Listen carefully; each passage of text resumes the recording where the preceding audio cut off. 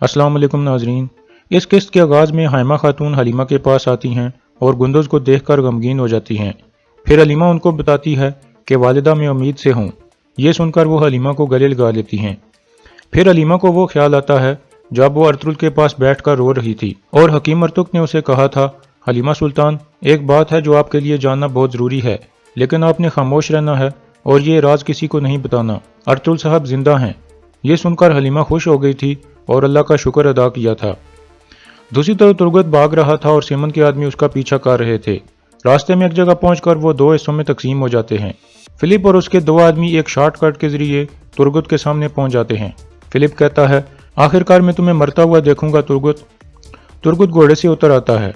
इतने में दो और आदमी भी पीछे से आ जाते हैं और तुर्गत पर हमला कर देते हैं। तुर्गत उन दोनों को मार देता है। फिर वो फिलिप की तरफ बढ़ता है। फिलिप कहता है, अर्तुल मर गया है उस खत की वजह से जो तुम लेकर गए थे, और अभी भी तुम बहादुरी दिखा रहे हो। यह सुनकर तुर्गत शदीद गुस्से में आ जाता है और हमला करके फिलिप के दोनों आदमियों को मार देता है। यह देखकर फिलिप डर जाता है और भागने लगता है। तुर्गत भी उसका पीछा करने लगता है। कुछ देर भागने के बाद फिलिप का सांस फूल जाता है और वो एक जगह फिसल कर गिर जाता है। इतने में तुर्गत उसके पास पहुंच जाता है।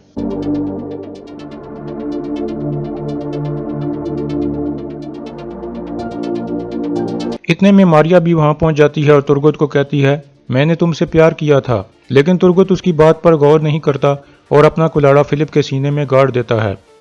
यह देखकर मारिया अपना खंजर निकालती है और तुर्गत पर हमला कर देती है, लेकिन तुर्गत उसका बाजू पकड़कर वही खंजर मारिया के पेट में घोंप देता है।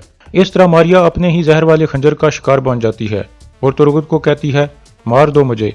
तुर्गत कहता है, जहन्नम में जाओ। यह कहकर वो एक तरफ चला जाता है और मारिया उधर ही गिर जाती है। फिर उसको जहर का असर होने लगता है। उसे अजीब अजीब सी आवाज़ें आने लगती हैं और हर चीज़ धुंधली दिखाई देने लगती है। फिर उसकी आंखों से भी खून निकल आता है। इसके बाद वो उधर ही तड़प तड़प कर मर जाती है। दूसरी तरफ सेमन का मुलाजिम जाजगिर आकर सेमन को बताता है कि उराल साहब आए हैं। सेमन कहता है, भेजो उसे। उराल मुस्कुराता हुआ सेमन के पास पहुंचता है। सेमन कहता है, बड़े अच्छे मूड में लग रहे हो उराल, क्या कोई अच्छी खबर लाए हो? और अर्तुल का क्या हाल है? उराल तंजन कहता है, वो ठीक है, वो टोकटामिश के साथ खेल रहा है। ये कहकर वो जोर से कैक का मारता है। फिर सिमन भी कैक के मारने लगता है और कहता है, आखिरकार जान छूट गई उससे। अब से ये बाजार और कबीले हमारे वाले हैं। उराल कहता है, हमारी कालीनों वाली दुकान 2 दिन बंद रहेगी क्योंकि हम सोग मना रहे हैं। अभी मैं चलता हूँ और दोनों कबीलों को दिखाता हूँ कि मुझे कितना ज्यादा अफसोस है। सिमन कहता है, सोग का वक्त खत्म होने के बाद मेरे पास आना, फिर हम दोनों अपनी शराकतदारी का जश्न मनाएंगे। फिर सिमन अपने हाथ पर थूक कर उराल की तरफ बढ़ाता है। उराल भी अपने हाथ पर थूकता है और सिमन से हाथ मिलाकर कहका मारता है और फिर वहां से चला जाता है। उसके जाने के बाद पैत्रोस सिमन के पास आकर कहता है, अभी तक फिलिप और मारिया की कोई खबर नहीं है। सिमन कहता है, घोड़े तैयार करो, हम उनके पीछे जाएंगे। दूसरी तरफ काई कबीले के मरकजी खेमे में जिरगे वाले लोग आए हुए थे। एक आदमी हाइमा खातून से पूछता है, हकीम अर्तुक ने क्या बताया है अर्तुल साहब के बारे में? हाइमा खातून कहती हैं, अर्तुक साहब को शक है कि अर्तुल को जहर दिया गया है। फिर दूसरा आदमी कहता है, हम अपने सरदार का चेहरा देखना चाहते हैं। हाइमा खातून कहती हैं, हकीम अर्तुक ने सख्ती से मना किया है कि जब तक वो मौत की वजह मालूम नहीं कर लेते किसी को भी चेहरा देखने की इजाजत नहीं मिलेगी। इतने में हलीमा भी वहां आ जाती है और सबको खुश आमदीद कहती है। जिरगे वाले उससे अर्तुल का अफसोस करते हैं। हलीमा उनका शुक्रिया अदा करती है और फिर कहती है, सुलेमान शाह की मौत का भी हमें इतना ही दुख हुआ था, लेकिन उन्होंने जो बीज बोए थे वो अभी फल फूल रहे हैं और अर्तुल ने उनसे लिया हुआ बीज इन जमीनों पर बो दिया है। अब हमारी जिम्मेदारी है कि उसका ख्याल रखें और उसे परवान चढ़ाएं। सब लोग कहते हैं इंशाअल्लाह। फिर हाइमा खातून कहती हैं, सुलेमान शाह के बेटे अर्तुल की वफात के बाद अब धुंधार उनकी नुमाइंदगी करेगा, जिस पर सब लोग रजामंदी का इजहार करते हैं। फिर धुंधार अंदर दाखिल होता है तो सब खड़े हो जाते हैं। धुंधार साहब से मुखातिब होकर कहता है, आपका सरदार एक बहादुर जंगजू और सरदारों का सरदार था। उन्होंने अपनी सारी जिंदगी जंग और जिहाद करते हुए गुजारी। मैं कभी किसी ऐसे शख्स से नहीं मिला जो मरते दम तक मौत के शाना बिशाना चला हो। उन्होंने अपने दोस्तों के लिए उम्मीद पैदा की और दुश्मनों के लिए खौफ पैदा किया। एक आदमी कहता है, बेशक वो बहादुरों से भी बहादुर जंगजू थे। फिर धुंधार कहता है, अब ये हमारी जिम्मेदारी है कि उस रास्ते पर चलते रहें जो उन्होंने हमारे लिए चुना था और उस रास्ते में अपनी जानें भी कुर्बान कर देंगे। जिरगे वाले लोग कहते हैं, इंशाल्लाह हम इस रास्ते से नहीं हटेंगे, हमने वादा किया हुआ है। फिर धुंधार कहता है, सबसे पहले हम अर्तुल भाई की मौत का बदला लेंगे और सब जिम्मेदारों का खून बहा देंगे। एक आदमी पूछता है, آپ کو کس پر شک ہے دھندار صاحب؟ دھندار کہتا ہے ہمیں ارتک صاحب کے الفاظ کا انتظار کرنا ہوگا، پھر ہم دیکھیں گے۔ دوسری طرف ارطغرل اور حکیم ارتک قبیلے سے نکل چکے تھے۔ ایک جگہ پہنچ کر ارطغرل اپنا گھوڑا روک لیتا ہے، پھر وہ دونوں درخت کے نیچے بیٹھ جاتے ہیں۔ حکیم ارتک کہتا ہے انشاءاللہ آپ کل تک ٹھیک ہو جائیں گے۔ ارطغرل کہتا ہے جب تک میں سمن کو پکڑ نہیں لیتا میں اپنے آپ کو قبیلے والوں کے سامنے ظاہر نہیں کروں گا۔ اس نے ترگت کو استعمال کر کے وہ زہر والا خط مجھ تک پہنچایا تھا۔ حکیم کہتا ہے اس کا مطلب ہے ترگت کی زندگی اب خطرے میں ہوگی۔ ارطغرل کہتا ہے وہ ترگت کو نہیں ہرا سکتے، وہ ان کے لیے کافی ہے۔ ترگت قبیلے میں واپس آئے گا، اس کو دھندار کے غصے سے بچا لینا۔ حکیم ارتک کہتا ہے ٹھیک ہے سردار، جب ترگت آئے گا تو میں دھندار کو بھی سچ بتا دوں گا۔ پھر ارطغرل کہتا ہے آپ دھندار کو کہنا کہ وہ بہترین سپاہی تیار کرے، ہم پہلے سمن کے محل پر حملہ کریں گے۔ حکیم کہتا ہے وہ بھی سلیمان شاہ کا بیٹا ہے، اس نے پہلے ہی یہ فیصلہ کر لیا ہے۔ اس کے بعد حکیم ارتک اللہ حافظ کہہ کر واپس چلا جاتا ہے۔ دوسری طرف قبیلے میں دھندار سپاہیوں سے ایک پرجوش خطاب کر رہا تھا، جس میں وہ کہتا ہے ہم ان پر حملہ کریں گے اور کسی کو زندہ نہیں چھوڑیں گے۔ حملہ کرتے وقت تیر انداز ہمارے پیچھے آئیں گے جو ہماری حفاظت کریں گے۔ اس ترگت نے لازمی ان کو بتا دیا ہوگا کہ ہم آ رہے ہیں، اس لیے انہوں نے اپنی احتیاطی تدابیر کر لی ہوں گی۔ کچھ بھی ہو جائے مجھے وہ ترگت زندہ چاہیے۔ بامسی اس کے پاس آ کر کہتا ہے پہلے ہم جیت لیں بھائی، پھر اسے دیکھ لیں گے۔ میں اپنے آپ پر شک کر سکتا ہوں لیکن ترگت پر نہیں، وہ ارطغرل بھائی کے ساتھ ایسا نہیں کر سکتا۔ اتنے میں ایک سپاہی کہتا ہے ترگت ال پا رہا ہے جناب۔ سب ترگت کی طرف دیکھنے لگتے ہیں۔ ترگت بہت غمگین تھا، پھر وہ گھوڑے سے اتر کر بامسی کے پاس آتا ہے۔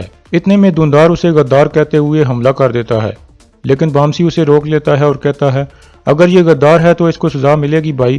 ترگت روتے ہوئے پوچھتا ہے کیا میرا بھائی فوت ہو گیا ہے؟ دھندار کہتا ہے تم نے مارا ہے میرے بھائی کو۔ یہ کہہ کر وہ دوبارہ ترگت پر حملہ کر دیتا ہے اور اسے مارنے لگتا ہے۔ پھر دوان آگے آ کر دھندار کو روکنے کی کوشش کرتا ہے۔ ترگت رونے لگتا ہے۔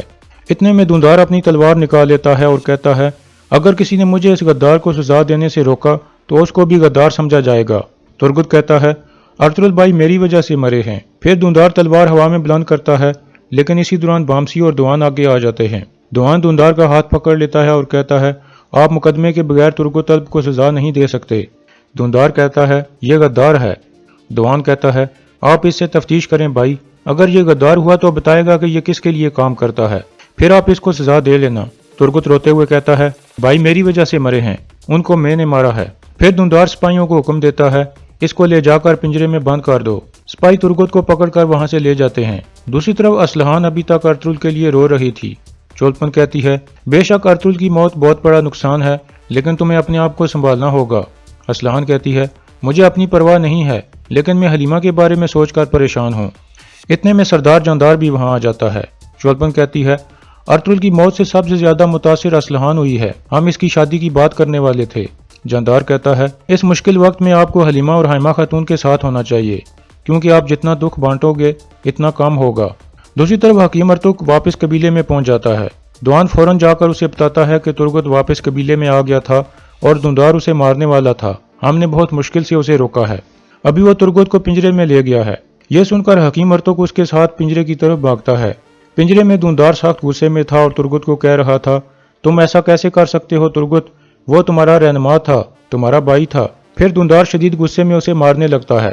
ترگت روتے ہوئے کہتا ہے میں اپنی زندگی سے ہار چکا ہوں بھائی، مجھے مار دو اور سب ختم کر دو۔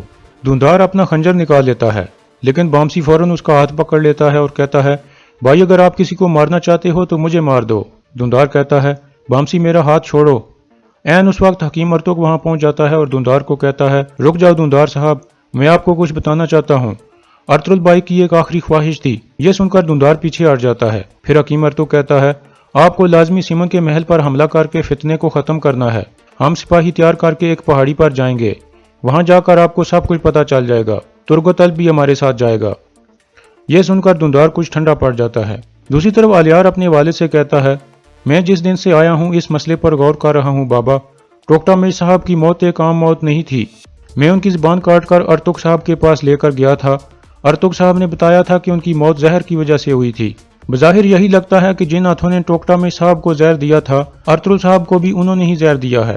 جاندار کہتا ہے ایسا کون کر سکتا ہے؟ الیار کہتا ہے یہ میں نہیں جان سکا بابا، لیکن ہمیں لازمی پتہ لگانا ہوگا، کیونکہ ایک دن وہ ہاتھ ہمیں بھی موت دے دیں گے۔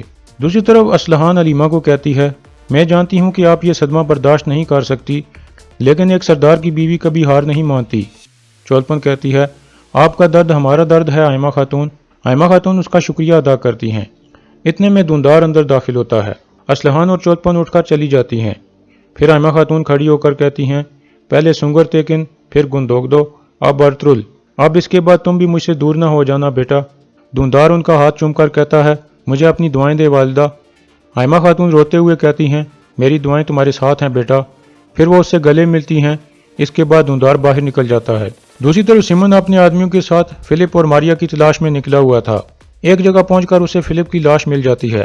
سیمن غصے سے کہتا ہے ایک آدمی، صرف ایک آدمی، وہ آدمی جس کی ہم نے جان بچائی تھی اور اسے دشمنوں کے خلاف استعمال کرنے کا منصوبہ بنایا تھا، اس نے یہ سب کر دیا۔ اور یہاں اس قسط کا اختتام ہو جاتا ہے۔